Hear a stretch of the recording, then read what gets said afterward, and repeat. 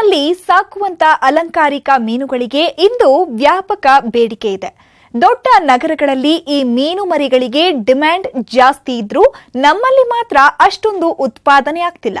ಇದನ್ನೆಲ್ಲ ಗಮನಿಸಿದ್ರೆ ಇರುವ ಕಡಿಮೆ ಜಾಗದಲ್ಲಿ ಗ್ರಾಮೀಣ ಪ್ರದೇಶದ ಜನರು ಕೂಡ ಅಲಂಕಾರಿಕ ಮೀನು ಕೃಷಿಯನ್ನ ಒಂದು ಲಾಭದಾಯಕ ಉದ್ಯೋಗವನ್ನಾಗಿ ಮಾಡಿಕೊಳ್ಳೋಕೆ ಸಾಕಷ್ಟು ಅವಕಾಶಗಳುಂಟು ಅಂತ ಅನ್ಸುತ್ತೆ.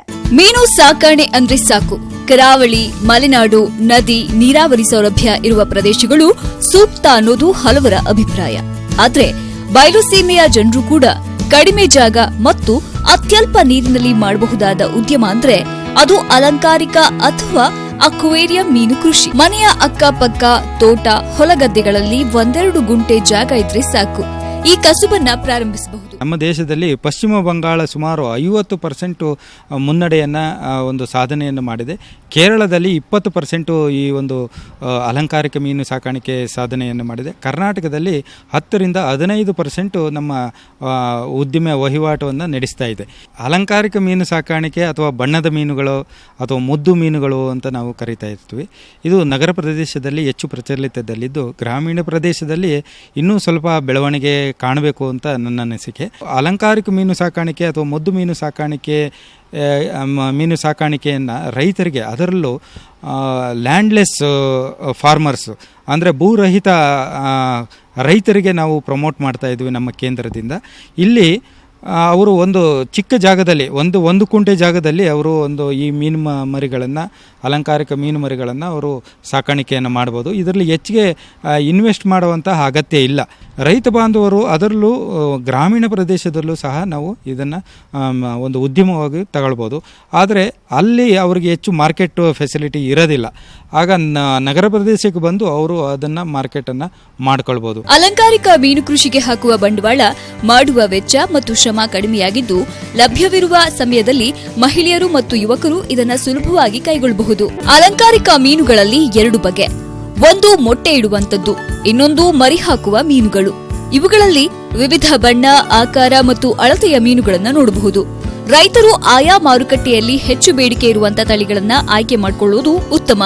ಇನ್ನು ಮೀನು ಮರಿಗಳಿಗೆ ಕೊಡುವಂತ ಆಹಾರ ಮತ್ತು ನೀರಿನ ಗುಣಧರ್ಮ ಕೂಡ ಅಷ್ಟೇ ಮುಖ್ಯ. ಸಾಮಾನ್ಯವಾಗಿ ಒಂದು ಸಂತಾನೋತ್ಪತ್ತಿ ಘಟಕದಲ್ಲಿ ಪ್ರೌಢಾವಸ್ಥೆಯ 20 ಹೆಣ್ಣು ಮತ್ತು 5 ಗಂಡು ಮೀನುಗಳನ್ನ ಬಿಡಲಾಗುತ್ತೆ. ಪ್ರತಿ ಹೆಣ್ಣು ಮೀನು ವರ್ಷಕ್ಕೆ 6-8 ಬಾರಿ ಮತ್ತು ಒಂದು ಸಲಕ್ಕೆ 30-50 ಮರಿಗಳನ್ನು ಹಾಕುತ್ತೆ. ಮೀನು ಮರಿಗಳು 1.5-2 ತಿಂಗಳಿಗೆ ಮಾರಾಟಕ್ಕೆ ಸಿದ್ಧವಾಗುವುದರಿಂದ ಕಡಿಮೆ ಅವಧಿಯಲ್ಲಿ ನಿರಂತರವಾಗಿ ಆದಾಯ ಗಳಿಸಬಹುದು. ಅಲಂಕಾರಿಕ ಮೀನು ಸಾಕಾಣಿಕೆಯಲ್ಲಿ ಸುಮಾರು 2 ವಿಧಗಳಿದೆ. ಒಂದು ಮೊಟ್ಟೆ ಇಡುವಂತಹ ಮೊಟ್ಟೆ ಇಟ್ಟು ಮೀನು ಮರಿಗಳನ್ನು ಮಾಡುವಂಥದ್ದು ಒಂದು. ಇನ್ನೊಂದು ನೈಸರ್ಗಿಕವಾಗಿ ಮೊಟ್ಟೆ ಇಲ್ಲದೇನೆ ಮರಿಗಳನ್ನು ಕೊಡುವಂಥದ್ದು. 2 ವಿಧಗಳಲ್ಲಿ ಇರುತ್ತೆ. ಅಲಂಕಾರಿಕ ಮೀನು ಸಾಕಾಣಿಕೆಯಲ್ಲೂ ಸಹ ವಿವಿಧ ಜಾತಿಯ ಮೀನುಗಳು ಇದೆ. ಅದರಲ್ಲಿ tetra, white Molly, black Molly ಮತ್ತು ಗೌರಮಿಲೆ 4 ವಿಧಗಳಿದೆ. ಅದು ರೆಡ್ ಐ ಟೆಟ್ರಾಗಳು, ಗೋಲ್ಡ್ ಫಿಶ್ಶು, ಈ ಥರ ಇನ್ನೂ ಹೆಚ್ಚು ಅಲಂಕಾರಿಕ ಮೀನುಗಳನ್ನು ನಾವು ಉತ್ಪಾದನೆಯನ್ನು ಮಾಡ್ಬೋದು. ಇದು 1-1.5 ತಿಂಗಳಿಗೆ ಪ್ರೌಢಾವಸ್ಥೆಗೆ ಬರೋದರಿಂದ ಹೆಚ್ಚು ಬೇಗ ಉತ್ಪಾದನೆಯನ್ನು ಮಾಡ್ಬೋದು. ಮತ್ತು ಈ ಅಲಂಕಾರಿಕ ಮೀನು ಸಾಕಾಣಿಕೆ ಮಾಡಬೇಕಾದ್ರೆ ನೀರಿನ ಗುಣಧರ್ಮಗಳು ಭಾಳ ಮುಖ್ಯವಾಗಿರುತ್ತೆ. ಇದರಲ್ಲಿ ರಸಸಾರ 6.5ರಿಂದ 8.5ವರೆಗೂ ಇರಬೇಕಾಗತ್ತೆ. ಮತ್ತು ಸಗಣಿಯನ್ನು ಹಾಕಬೇಕಾಗತ್ತೆ. ಯಾಕೆ ಸಗಣಿಯನ್ನು ಹಾಕಬೇಕು ಅಂದರೆ ಒಂದು ಜೂ ಪ್ಲಾಂಕ್ಟನು ಮತ್ತು ಫೈಟೋ ಪ್ಲಾಂಕ್ಟನ್ಗಳನ್ನು ಅದು ಉತ್ಪಾದನೆ ಮಾಡಲಿಕ್ಕೆ ಸಹಕಾರಿಯಾಗುತ್ತೆ. ಮತ್ತು ನೀರಿನ ಗುಣಮಟ್ಟವು ಕಾಯ್ದುಕೊಳ್ಳಲು ಒಂದು ಮುಖ್ಯವಾದ ಅಂಶಗಳು. ಮತ್ತು ಕರಗಿದ ಆಮ್ಲಜನಕ 5.5ರಿಂದ 9ವರೆಗೂ mg/ಲೀಟರ್ಗೆ ಇದ್ದರೆ ಒಳ್ಳೆಯದಾಗುತ್ತೆ. ಮತ್ತು ಇದರಲ್ಲಿ ಜೂ ಪ್ಲಾಂಕ್ಟನ್ ಮತ್ತು ಫೈಟೋ ಪ್ಲಾಂಕ್ಟನ್ಗೆ ಹೊರತುಪಡಿಸಿ ಬೇರೆ ಅಂದರೆ ನಮಗೆ ಆರ್ಟಿಫಿಷಿಯಲ್ ಫೀಡ್ಗಳನ್ನು ಸಹ ನಾವು ಹಾಕ್ಕೊಳ್ಬೋದು. ಇದಕ್ಕೆ ಸಂಬಂಧಪಟ್ಟಂಗೆ ಮಾರುಕಟ್ಟೆನೂ ಸಹ ನಗರ ಪ್ರದೇಶದಲ್ಲಿ ಅತಿ ಹೆಚ್ಚು ಇರೋದ್ರಿಂದ ಈ ಮಾರುಕಟ್ಟೆಯೂ ಸಹ ಸಮಸ್ಯೆ ಆಗೋದಿಲ್ಲ. ಈ ಮೀನು ಮರಿಗಳನ್ನು ಸಾಗಾಣಿಕೆ ಮಾಡಬೇಕಾದ್ರೆ ಒಂದು ಪ್ಲಾಸ್ಟಿಕ್ ಕವರ್ನಲ್ಲಿ ಆಕ್ಸಿಜನ್ನ ಒಂದು 50% ಮತ್ತು ನೀರು ಒಂದು 50% ಪ್ರಮಾಣದಲ್ಲಿ ಹಾಕೊಂಡು ನಾವು ನಗರ ಪ್ರದೇಶಕ್ಕೆ ತಂದು ಅಲ್ಲಿ ನಾವು ಮಾರಾಟವನ್ನು ಮಾಡಬಹುದು. ನಮ್ಮ ದೇಶದಲ್ಲಿ ಅಲಂಕಾರಿಕ ಮೀನು ಮರಿ ಉತ್ಪಾದನೆಯಲ್ಲಿ ಪಶ್ಚಿಮ ಬಂಗಾಳ ನಂಬರ್ 1 ಸ್ಥಾನದಲ್ಲಿದೆ. ಕರ್ನಾಟಕದಲ್ಲಿ ಕೇವಲ 10-15% ಇದರ ವಹಿವಾಟಿದ್ದು ಈ ಉದ್ದಿಮೆ ಹೆಚ್ಚಾಗಿ ಇತರೆ ರಾಜ್ಯಗಳ ಮೇಲೆ ಅವಲಂಬಿತವಾಗಿದೆ.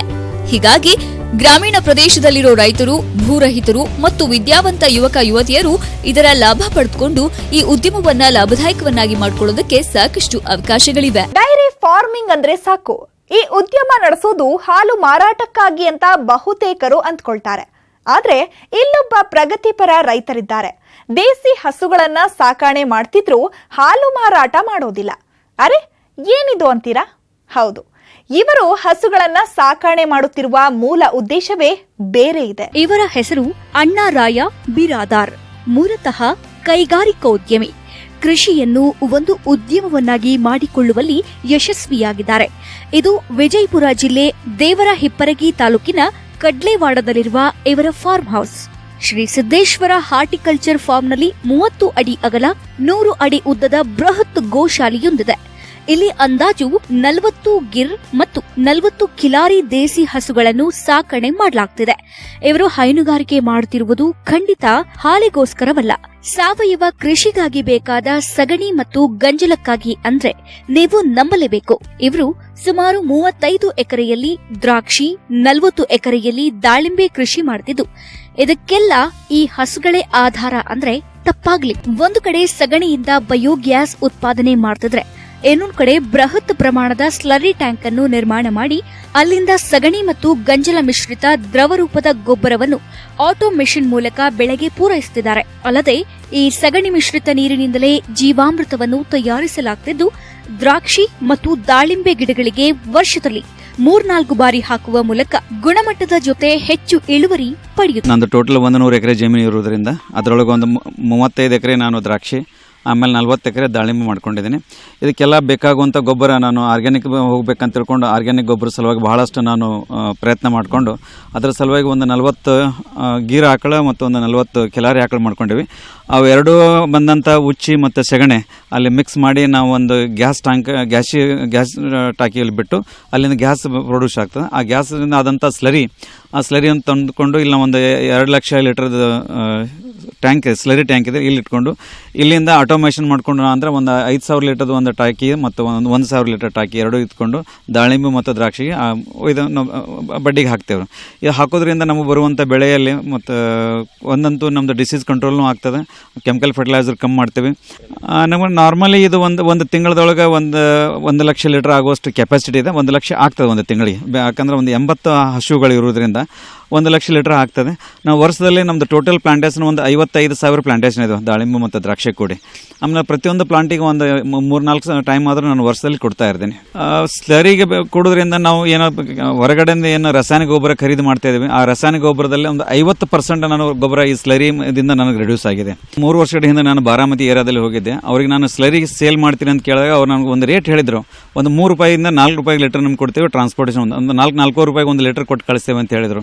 ಅದನ್ನು ನೋಡಿಕೊಂಡು ಅಲ್ಲಿ ಎಷ್ಟು ಕಾಸ್ಟ್ಲಿ ಆಗೋದಿಲ್ಲ ಬೇಡ ಅಂತ ತಿಳ್ಕೊಂಡು ನಾನೇ ಸ್ವಂತ ಯೂಸ್ ಮಾಡಿದ್ದೀನಿ. ನನಗೆ ಹೆಚ್ಚು ಕಮ್ಮಿ ನಂದು ಕಾಸ್ಟೇಜ್ ಏನು ಬರ್ತದೆ ಪರ್ ಲೀಟರ್ಗೆ ಒಂದು ಹೆಚ್ಚು ಕಮ್ಮಿ ಒಂದು 50ರಿಂದ 60 ಪೈಸೆ ಅಷ್ಟು ಆಗೋಷ್ಟು ಕಾಸ್ಟ್ ಇದೆ ನನಗೆ. ಹೊರಗೆ ತೊಗೊಂಡ್ರೆ ಒಂದು 4 ರೂಪಾಯಿ ಆಗುತ್ತೆ, ಅಂದರೆ 3 ರೂಪಾಯಿ ನನಗೆ ಇಲ್ಲೇ ಸೇವ್ ಆಗ್ತದೆ 1 ಲೀಟರ್ ಹಿಂದ್ಗಡೆ. ಆಮೇಲೆ ನಮಗೆ ಇಲ್ಲೇ ಯಾವಾಗ ಬೇಕಾದರೂ ಇರೋದ್ರಿಂದ ನಾನು ಯಾವಾಗ ಬೇಕಾದರೂ ನಾನು ಯೂಸ್ ಮಾಡಲಿಕ್ಕೆ ನನಗೆ ಅನುಕೂಲ ಆಗ್ತದೆ. ನನ್ನದೇ ಆದ ಸ್ಲರಿ ನಾನು ಯಾವಾಗ ಬೇಕಾದಲ್ಲಿ ನಾನು ಯೂಸ್ ಮಾಡುವಂಥ ಒಂದು ಪರಿಸ್ಥಿತಿ. ಇನ್ನು ಇವರ ಫಾರ್ಮ್ ಹೌಸ್ನಲ್ಲಿ ಎರೆಗೊಬ್ಬರ ಘಟಕವೂ ಇದ್ದು 30 ಅಡಿ ಉದ್ದ, 4 ಅಡಿ ಅಗಲ ಮತ್ತು 3 ಅಡಿ ಆಳದ 8 ಎರೆಹುಳು ತೊಟ್ಟಿಗಳಿವೆ. ಪ್ರತಿ ವರ್ಷ ಇಲ್ಲಿ 75 ಟನ್ನಿನಷ್ಟು ಎರೆಗೊಬ್ಬರ ಉತ್ಪಾದನೆಯಾಗುತ್ತದೆ. ಜೊತೆಗೆ ಪ್ರತಿ ವರ್ಷ 2,000 ಲೀಟರ್ ಎರೆಜಲವನ್ನು ಸಂಗ್ರಹಿಸಿ ತೋಟಗಾರಿಕೆ ಬೆಳೆಗಳಿಗೆ ಉಪಯೋಗಿಸುತ್ತಿರುವುದು ವಿಶೇಷ. ಇದರ ಜೊತೆಗೆ ನಾವು ಇನ್ನೊಂದು ಆರ್ಗ್ಯಾನಿಕ್ ಸಲುವಾಗಿ ನಾವು ಒಂದು ವರ್ಮಿ ಕಂಪೋಸ್ಟ್ ಮಾಡ್ಕೊಂಡು ಅದು ಒಂದು 5,000 ಸ್ಕ್ವೇರ್ ಫೀಟ್ನಲ್ಲಿ ನಾವು ಮಾಡ್ಕೊಂಡಂಥ ವರ್ಮಿ ಒಂದು 8 ಪಿಟ್ ಇದಾವೆ. ಆ 8 ಪಿಟ್ನೊಳಗೆ ನಾವು ಹೆಚ್ಚು ಕಮ್ಮಿ ಒಂದು ಟೈಮ್ದಲ್ಲಿ ಒಂದು 20 ಟನ್ 20-25 ಟನ್ ಆಗುವಷ್ಟು ನಾವು ವರ್ಮಿ ಕಂಪೋಸ್ಟ್ ಬರ್ತದೆ. ಒಂದು ವರ್ಷದಲ್ಲಿ ನಾವು ಒಂದು 3 ಸಾರಿ ವರ್ಮಿ ಕಂಪೋಸ್ಟ್ ನಾವು ತಗೊಳ್ತೇವೆ. ಒಂದು ಸುಮಾರು ಒಂದು 75 ಟನ್ ಆಗುವಷ್ಟು ನಮಗೆ ಬರ್ತದೆ. ಆಮೇಲೆ ಪ್ರತಿಯೊಂದು ಪ್ಲಾಂಟಿಗೆ 1-2 kg ಅಷ್ಟು ನಾನು ವರ್ಮಿ ಕಂಪೋಸ್ಟ್ ಹಾಕ್ತಾ ಇದ್ದೇವೆ. ಅದ್ರ ಜೊತೆನೂ ನಾವು ವರ್ಮಿ ವಾಶ್ ಕೂಡ ಇದೆ. ವರ್ಮಿ ವಾಶ್ ತಂದಂತ ನಾವು ಡ್ರಿಪ್ ಮುಖಾಂತರ ಬಿಡ್ತೀವಿ, ಅಥವಾ ನಮ್ಮದು ಟ್ಯಾಂಕರ್ 1,000 ಲೀಟರ್ ಟ್ಯಾಂಕಲ್ಲಿ ಇಟ್ಕೊಂಡು ನಾವು ಡೈರೆಕ್ಟ್ಲಿ ಬಡ್ಡಿ ಒಯ್ದು ಹಾಕ್ತಾ ಇರ್ತೇವೆ. ಭೂಮಿಯನ್ನು ಉಳಿಸ್ಕೊಳ್ಳೋದು ಒಂದು, ಆಮೇಲೆ ಜನರಿಗೆ ಒಂದು ಹೆಲ್ತ್ ಅವೇರ್ನೆಸ್ ಇಟ್ಕೊಳ್ಳೋ ಸಲುವಾಗಿ ಆರ್ಗ್ಯಾನಿಕ್ದಲ್ಲಿ ಹೋಗೋದ್ರಿಂದ ಜನರಿಗೆ ಒಂದು ಹೆಲ್ತ್ನೂ ಭಾಳ ಚೆನ್ನಾಗಿ ಆಗ್ತದೆ. ಇದು ಜನರಲ್ಲಿ ಒಂದು ಅವೇರ್ನೆಸ್ ಬರಲಿ, ನಮಗೂ ಇದರಿಂದ ಲಾಭ ಆಗಲಿ ಮತ್ತವ್ರಿಗೆ ಇದರಿಂದ ಲಾಭ ಆಗೋ ಒಂದು ಉದ್ದೇಶದಿಂದ ನಾವು ಆರ್ಗ್ಯಾನಿಕ್ನಲ್ಲೇ ಮ್ಯಾಕ್ಸಿಮಮ್ ಮಾಡಲಿಕ್ಕೆ ಪ್ರಯತ್ನ ಮಾಡ್ತಾ ಇದ್ದೀವಿ. ನಮ್ಮಲ್ಲಿ ಬಂದಂಥ ರೈತರಿಗಾಗಲಿ ಯಾರೇ ಬಂದು ವಿಸಿಟರ್ಸ್ಗೆ ನಾವೆಲ್ಲರಿಗೆ ಒಳ್ಳೆ ಚೆನ್ನಾಗಿ ಒಂದು ಮಾರ್ಗದರ್ಶನ ಕೊಡ್ತೇವೆ. ನಾವು ಮಾಡುವಂಥ ಒಂದು ಸಲಹೆ ಸೂಚನೆಗಳನ್ನು ರೈತರು ಅಳವಡಿಸ್ಕೊಂಡು ಸಾಕಷ್ಟು ಜನ ದ್ರಾಕ್ಷಿ ಮತ್ತು ನಮ್ಮದು ದಾಳಿಂಬೆ ಬೆಳೆಯನ್ನು ಹೆಚ್ಚಿನ ಪ್ರಮಾಣದಲ್ಲಿ ಬೆಳೀತಾ ಇದ್ದಾರೆ ಮತ್ತು ಅದರಿಂದ ಆದಾಯನೂ ಚೆನ್ನಾಗಿ ಆಗ್ತಾ ಇದೆ. ನಾವು ಆಕಳದ ಹಾಲು ಬಗ್ಗೆ ನಾವು ಕಾನ್ಸಂಟ್ರೇಷನ್ ಮಾಡ್ತಾ ಇಲ್ಲ. ಯಾಕಂತ ಹೇಳಿದ್ರೆ ನಮ್ಗೆ ಮೇನ್ ಫೋಕಸ್ ಇರೋದು ನಮ್ಮ ಆರ್ಗ್ಯಾನಿಕ್ ಗೊಬ್ಬರ ಸಲುವಾಗಿ, ಸೂಪರ್ವೈಸರ್ಗೆ ಮ್ಯಾನೇಜರ್ಗೆ ನಮಗೇನು ಬೇಕಾದಂಥ ಲೇಬರ್ ಸಲುವಾಗಿ ನಾವೆಲ್ಲ ಹಾಲು ಯೂಸ್ ಮಾಡ್ಕೋತೀವಿ. ಆಮೇಲೆ ಅದ್ರ ಮೋರ್ ದೆನ್ 50-70% ಬಂದಂಥ ಹಸುಗಳಿಗೆ ಸಣ್ಣ ಕರುಗಳಿಗೆ ನಾವು ಹಾಲನ್ನು ಕೊಡ್ತಾ ಇದ್ದೇವೆ. ಅದರಿಂದ ಬರುವಂಥ ತಳಿ ಭಾಳ ಚೆನ್ನಾಗಿ ಬರ್ತಾ ಇದೆ. ಅದೇ ರೀತಿಯಿಂದ ನಾವು ಹಾಲು ಯೂಸ್ ಮಾಡೋದು ಭಾಳ ಕಮ್ಮಿ ಮಾಡ್ತಾ ಇದ್ದೀವಿ. ಇನ್ನು ರೈತರು ಇಲ್ಲಿ ಸಾವಯವ ಕೃಷಿಗೆ ಹೆಚ್ಚಿನ ಒತ್ತು ನೀಡ್ತಾ ಇದ್ದು ರಾಸಾಯನಿಕ ಗೊಬ್ಬರಗಳ ಮೇಲಾಗುವ ಖರ್ಚನ್ನು 50% ಕಡಿಮೆ ಮಾಡಿದ್ದಾರೆ.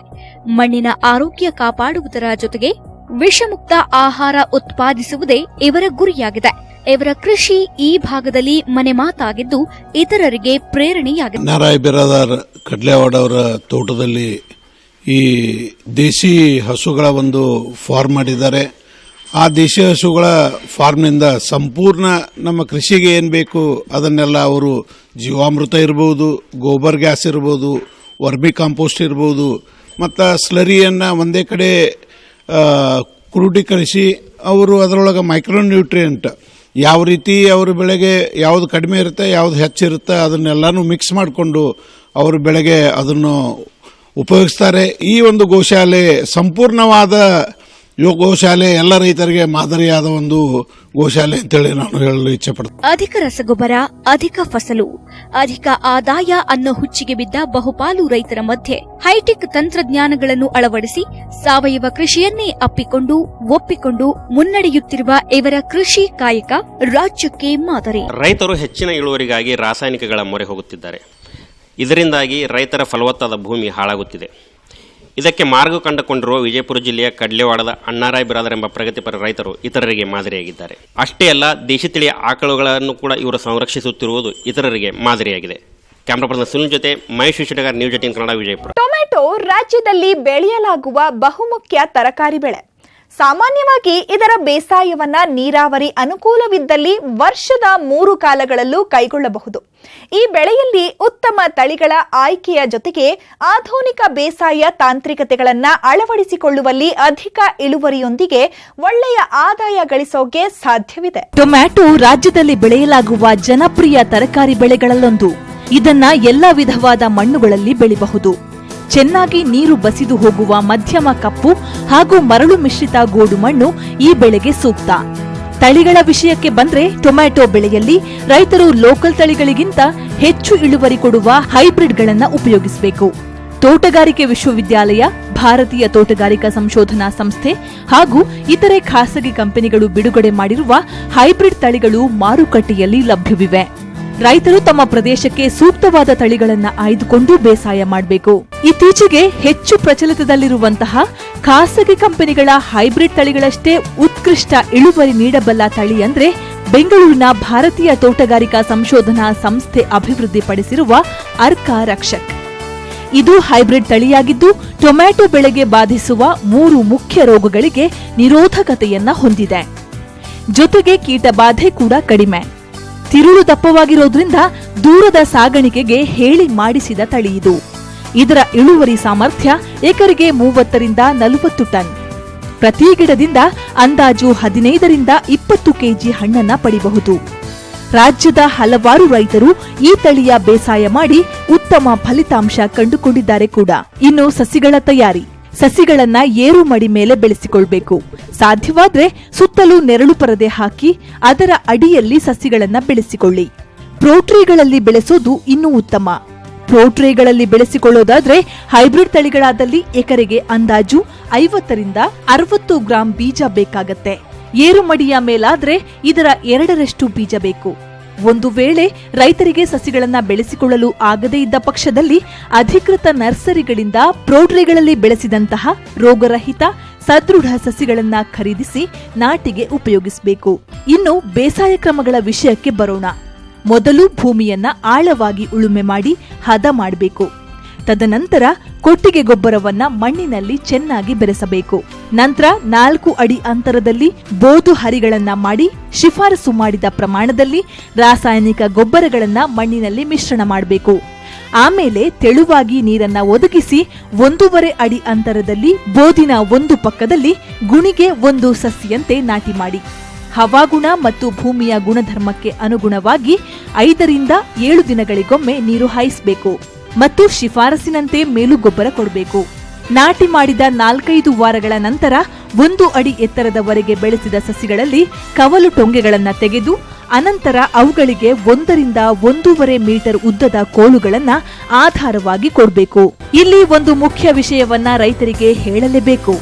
ರೈತರು ಸಾಂಪ್ರದಾಯಿಕ ಪದ್ಧತಿಯ ಬದಲಾಗಿ ಆಧುನಿಕ ತಾಂತ್ರಿಕತೆಗಳನ್ನು ಅಳವಡಿಸಿಕೊಂಡರೆ ಉತ್ತಮ. ಹನಿ ನೀರಾವರಿ, ರಸಾವರಿ ಮತ್ತು ಪ್ಲಾಸ್ಟಿಕ್ ಮಲ್ಚಿಂಗ್ ತಂತ್ರದಿಂದ ನೀರಿನ ಉಳಿತಾಯ ಮಾಡಬಹುದಲ್ಲದೆ ಇನ್ನೂ 2ರಷ್ಟು ಪ್ರದೇಶದಲ್ಲಿ ಬೆಳೆ ಬೆಳೆಯಬಹುದು. ಪ್ಲಾಸ್ಟಿಕ್ ಮಲ್ಚಿಂಗ್ ಮಾಡಿದಲ್ಲಿ ಕಳೆಯನ್ನ ನಿಯಂತ್ರಿಸಿ ನೀರು ಆವಿಯಾಗಿ ಹೋಗೋದನ್ನ ತಡಿಬಹುದು. ಜೊತೆಗೆ ಕೆಲವು ಶಿಲೀಂಧ್ರ ರೋಗಗಳ ಬಾಧೆ ಕೂಡ ಇರೋದಿಲ್ಲ. ಈ ಸುಧಾರಿತ ತಂತ್ರಜ್ಞಾನದಿಂದ ನೀರು ಮತ್ತು ಪೋಷಕಾಂಶಗಳ ಸದ್ಬಳಕೆಯಾಗಿ ಇಳುವರಿ ಮತ್ತು ಗುಣಮಟ್ಟ ಹೆಚ್ಚಾಗತ್ತೆ. ಡ್ರಿಪ್ ಮತ್ತು ಪ್ಲಾಸ್ಟಿಕ್ ಮಲ್ಚಿಂಗ್ಗೆ ಸಹಾಯಧನದ ಸೌಲಭ್ಯ ಇರೋದ್ರಿಂದ ರೈತರು ಇದರ ಲಾಭ ಪಡ್ಕೊಳ್ಬಹುದು. ಇನ್ನು ಸಸ್ಯ ಸಂರಕ್ಷಣೆ ವಿಷಯಕ್ಕೆ ಬಂದ್ರೆ ಈ ಬೆಳೆಗೆ ಕಾಯಿ ಕೊರಕ, ಎಲೆ ಮುಟುರು ರೋಗ ಮತ್ತು ಅಂಗಮಾರಿ ರೋಗಗಳು ಹೆಚ್ಚು ಬಾಧೆಯನ್ನ ಉಂಟು ಮಾಡುತ್ತವೆ. ಈ ಪೀಡೆಗಳ ಹತೋಟಿಗೆ ರೈತರು ಸಮಗ್ರ ನಿರ್ವಹಣಾ ಕ್ರಮಗಳನ್ನು ಅನುಸರಿಸಬೇಕು. ನಾಟಿ ಮಾಡಿದ 2 ತಿಂಗಳ ನಂತರ ಈ ಬೆಳೆಯು ಕೊಯ್ಲಿಗೆ ಸಿದ್ಧವಾಗುತ್ತದೆ. ತಳಿ ಹಾಗೂ ಕಾಲಕ್ಕೆ ಅನುಸಾರವಾಗಿ 2 ತಿಂಗಳವರೆಗೆ ಕೊಯ್ಲು ಮುಂದುವರಿಯುವುದು. ರೈತರು ಹೀಗೆ ಬೆಳೆಯಲ್ಲಿ ಸುಧಾರಿತ ಬೇಸಾಯ ಕ್ರಮಗಳನ್ನು ಅಳವಡಿಸಿಕೊಂಡಲ್ಲಿ ಹೈಬ್ರಿಡ್ ತಳಿಗಳಿಂದ ಎಕರೆಗೆ 30 ರಿಂದ 40 ಟನ್ ಇಳುವರಿಯನ್ನ ಪಡೆಯಬಹುದು. ರೈತ ಬಾಂಧವರೇ, ಇಂದಿನ ಅನ್ನದಾತ ಕಾರ್ಯಕ್ರಮವನ್ನ ಇಲ್ಲಿಗೆ ಮುಕ್ತಾಯಗೊಳಿಸ್ತಾ ಇದ್ದೇವೆ. ಮತ್ತಷ್ಟು ಮಾಹಿತಿಗಳೊಂದಿಗೆ ನಾಳೆಯ ಕಾರ್ಯಕ್ರಮದಲ್ಲಿ ಭೇಟಿಯಾಗೋಣ. ನೋಡ್ತಾ ಇರಿ ನ್ಯೂಸ್ 18 ಕನ್ನಡ. ಜಾಲ ನಮ್ಮದು, ಬಲ ನಿಮ್ಮದು.